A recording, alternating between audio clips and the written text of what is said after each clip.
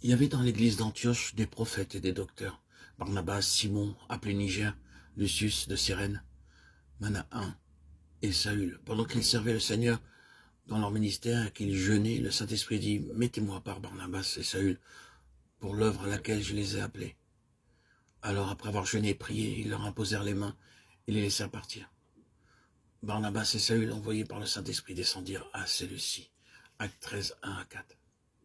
Dans l'histoire que rapporte notre texte, nous trouverons de précieuses pensées pour nous guider quant à ce que Dieu demande de nous et à ce que Dieu veut faire pour nous. La grande leçon des versets que j'ai cités est celle-ci.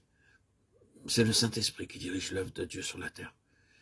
Et ce qu'il nous faut faire si nous voulons travailler vraiment pour Dieu et si nous voulons que Dieu bénisse notre travail, c'est de veiller à ce que nous soyons dans une relation juste avec le Saint-Esprit, que nous lui donnions tous les jours la place d'honneur qui lui appartient, que dans notre travail et ce qui plus est dans toute notre vie intérieure privée, le Saint-Esprit est toujours la première place. Laissez-moi vous faire remarquer quelques-unes des précieuses pensées que notre texte suggère.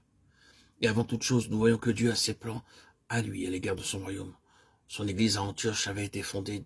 Dieu avait ses plans et ses intentions à l'égard de l'Asie et à l'égard de l'Europe. Il les avait conçus, ils étaient à lui, et il les révélait à ses serviteurs. Nous parlons d'une campagne d'évangélisation dans l'Est de Londres, mais nous ne savons nous pas que tous, notre commandant en chef organise la campagne, et que ses généraux et ses officiers ne connaissent pas toujours les grands plans. Ils reçoivent souvent des ordres cachetés, et ils doivent compter sur lui pour connaître les ordres de Dieu dans le ciel. À ses plans pour l'Est de Londres, nous n'en doutons pas. Il a des désirs et une volonté à l'égard du travail et à faire de la façon de le faire.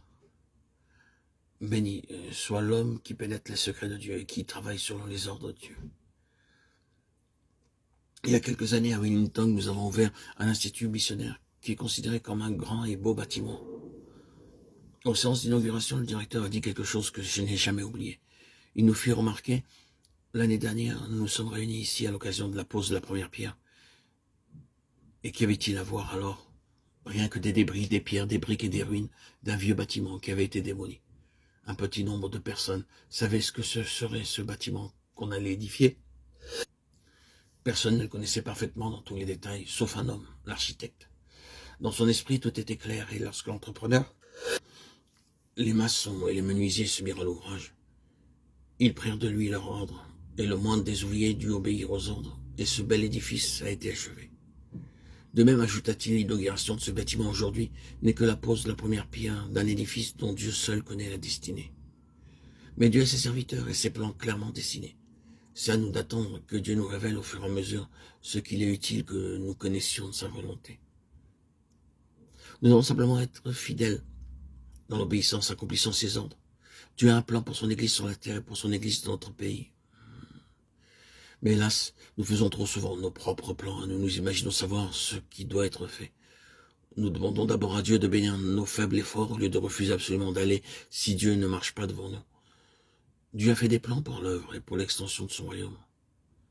C'est l'œuvre particulière du Saint-Esprit, l'œuvre pour laquelle je les ai appelés. Que Dieu nous aide tous à avoir peur de porter la main sur l'arche de Dieu, à moins que nous ne soyons poussés par le Saint-Esprit.